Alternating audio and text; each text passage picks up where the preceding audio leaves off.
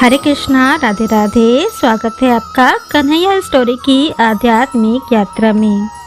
दोस्तों, आज इस वीडियो में हम लड्डू गोपाल की कहानी और उनके एक ऐसे भक्त की कहानी के बारे में जानेंगे कि जो कि निस्वार्थ भाव से अपने प्रभु की सेवा में लीन रहती थी।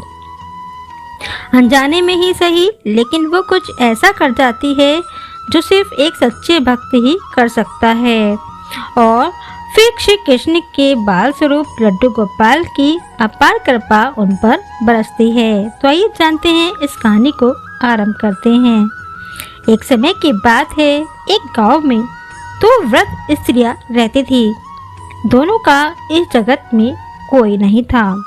वे दोनों ही एक दूसरे का सहारा बनकर बड़े प्रेम भाव से रहती थी। हालांकि धर्म से दोनों अलग थी, लेकिन विचारों से एक ही थी। उनमें से एक महिला हिंदू धर्म की थी और दूसरी जैन धर्म की थी। दोनों अपने धर्म के हिसाब से प्रभु की आराधना किया करती थी।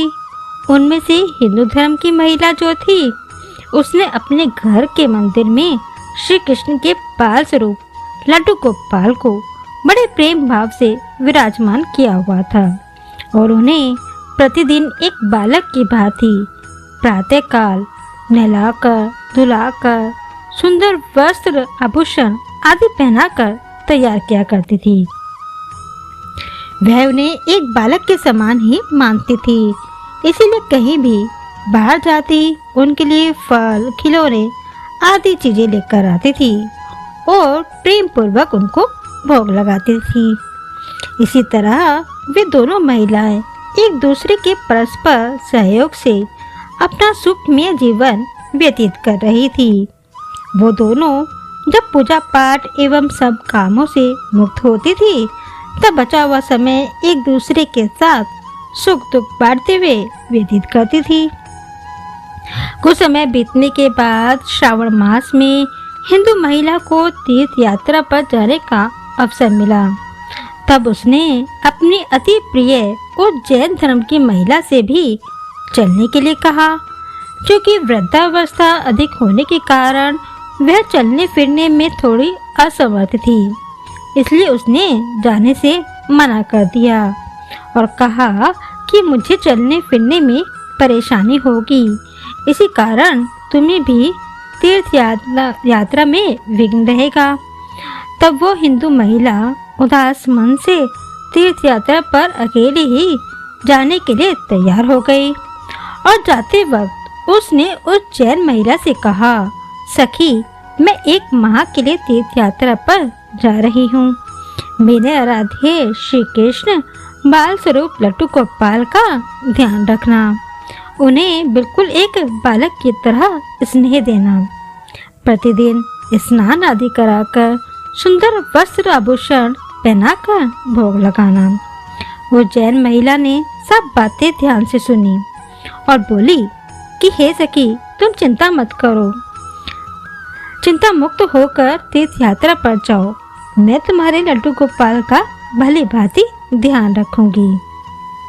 इतनी सब बातें बताकर वह महिला तीर्थ यात्रा को निकल गई और जैन महिला ने सारा कार्यभार अपने सानिध्य में ले लिया और बड़े उत्साह और उमंग के साथ सुबह उठकर खुद नित्य कर्म से निवृत्त होकर लड्डू गोपाल की स्नान की तैयारी में लग गई। उसके बाद जब वो लड्डू गोपाल को नहलाने लगी, तो उस महिला की नजर लड्डू गोपाल के पांव की तरफ गई, तो वह दंग रह गई, क्योंकि उनके पैर मुड़े हुए थे। उसे लगा कि उसकी वजह से उनके पांव टेढ़े हो गए हैं। इसका मुख्य कारण ये था कि उस महिला ने जब भी लड्डू गोपाल को देखा तो वस्त्रों एवं आभूषणों से सुसज्जित देखा था। वो इस बात से अनभिज्ञ थी कि लड्डू गोपाल घुटनों के बल पर बैठे हुए थे। उनका बाल स्वरूप ऐसा ही है। वह बहुत परेशान हो गई और सोचने लगी कि मैं अपनी सखी से क्या कहूँगी। उसने इतने विश्वास के साथ मुझे ये जिम्मेदारी दी थी और मैंने लड्डू गोपाल की देखभाल सही से नहीं की। ये सब सोचकर वह चिंता में बैठी हुई थी कि उसे याद आया कि उसकी सखी ने कहा था कि लड्डू गोपाल सिर्फ एक प्रतिमा नहीं बल्कि जीवित होते हैं। बस फिर क्या था, उसने निश्चय किया कि दिन प्रतिदिन उनके पैरों की मालिश करेगी और वह दिन में कई बार ऐसा ही करने लगी। और जैसा कि श्री कृष्ण का स्वभाव है, वो है ही इतने कृपालु दयानिधि। उस वृद्ध महिला की इस नादान भक्ति से वशीभूत होकर उन्होंने उस पर अपनी अपार कृपा लुटा दी। और एक दिन वह महिला रोज की भांति प्रातःकाल उठकर लड्डू गोपाल को नहलाने के प्रबंध कर रही थी कि उसकी नज़र उनके पैरों पर पड़ी। उसने देखा कि उनके पैर ठीक हो गए हैं और यह सब देखकर वह महिला बहुत खुश हुई और खुशी से फूली नहीं समाई और ये सारा वृतांत सुनने के लिए अपनी सखी का बेसब्री से इंतजार करने लगी। कुछ समय पश्चात जब वह हिंदू धर्म की महिला तीर्थ यात्रा पूर्ण करके वापस आई तो सबसे पहले वो अपने लड्डू गोपाल के दर्शन के लिए ललायित थी। और जैसे ही उसने लड्डू गोपाल को देखा तो आश्चर्य में पड़ गई।